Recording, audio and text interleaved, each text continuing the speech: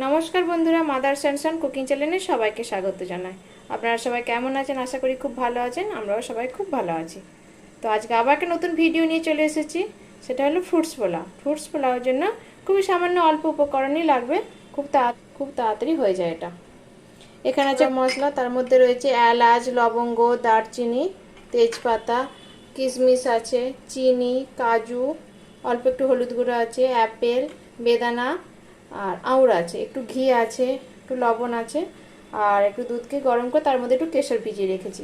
বাসমতি চাল লাগবে, এই বাসমতি চালকে আমি আধ ঘন্টা ভিজিয়ে রেখেছি। আর সাদা তেল আর একটু কেওড়া আটা। খুবই অল্প উপকরণ দিয়ে এটা হয়ে যায়। এখানে আমি জল গরম করতে বসিয়ে দিয়েছি, এর মধ্যে আমি চালটা দিয়ে দেবো।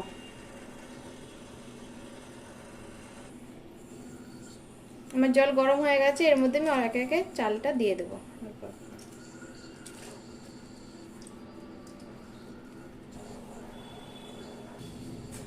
এর মধ্যে অল্প একটু আমি সাদা তেল দিয়ে দেবো, তাহলে ভাতটা ঝরঝরে হবে। স্বাদ মতো লবণ দিয়ে দিলাম।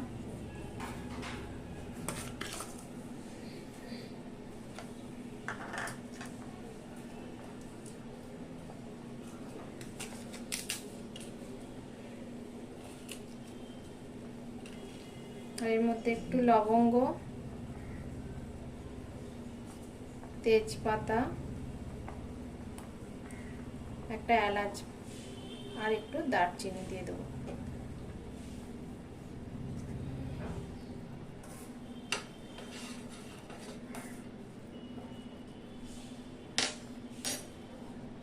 ভাতটা ফুটতে থাক।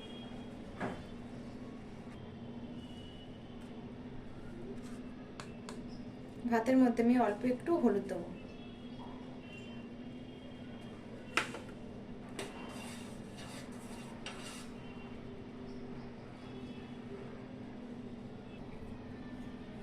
তো আমার ভাতটা এবারে হয়ে গেছে, এবার আমি এটাকে ফ্যানটা ঝরিয়ে দেবো।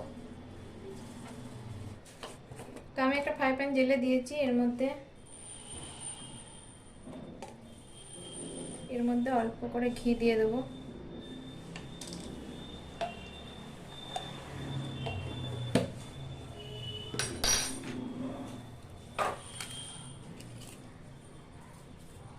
তেজপাতা, দারচিনি, লবঙ্গ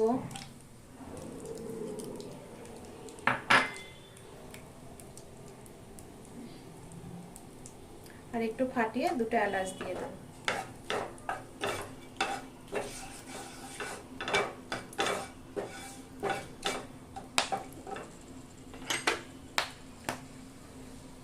এর মধ্যে একটু কাজু দিয়ে দিলাম আর একটু কিশমিশ দিয়ে দেবো।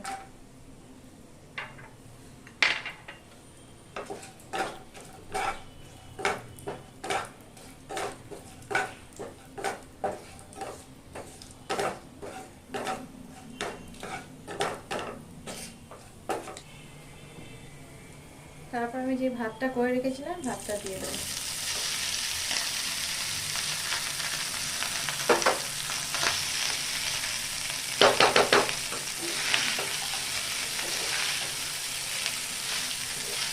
হালকা অল্প একটু বেশি নাড়াচাড়া করলে ভাতটা ভেঙে যাবে।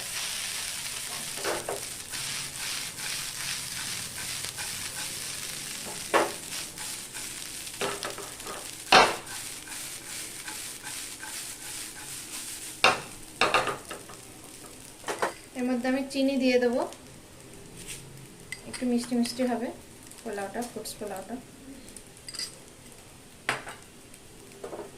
মেরে দেবো বাবা।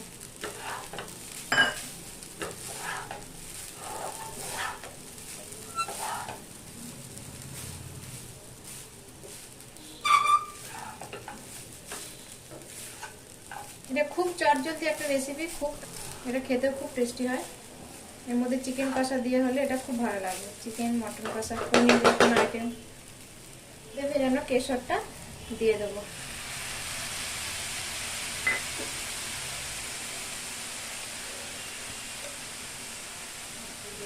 অল্প একটু কেওড়া জল দিয়ে দেবো। আমার কেওড়া জল দিয়ে আমি হালকা করে একটু নাড়িয়ে নিয়েছি। এরপর আর বেশি এটা নাড়ানো চলবে না, কারণ ভাতটা ভেঙে যাবে তাহলে। আমার ফ্রুটস পোলাও তৈরি হয়ে গেছে। এবার আমি গ্যাসের ফ্লেমটা বন্ধ করে দেবো। তারপর আমি একে একে ফ্রুটসগুলোকে মিক্সড করে দিয়ে দেবো এর মধ্যে। আঙুর দিয়ে দিলাম। এরপর আমি অ্যাপেলটা দিয়ে দেবো। তারপরে আমি বেদানাটা দিয়ে দেবো।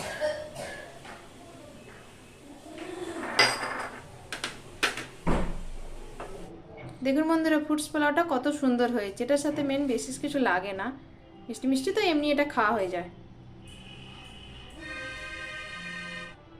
যদি আপনাদের এই রেসিপিটা ভালো লেগে থাকে তাহলে একটা লাইক, একটা শেয়ার এবং আমার চ্যানেলটিকে সাবস্ক্রাইব করে দেবেন।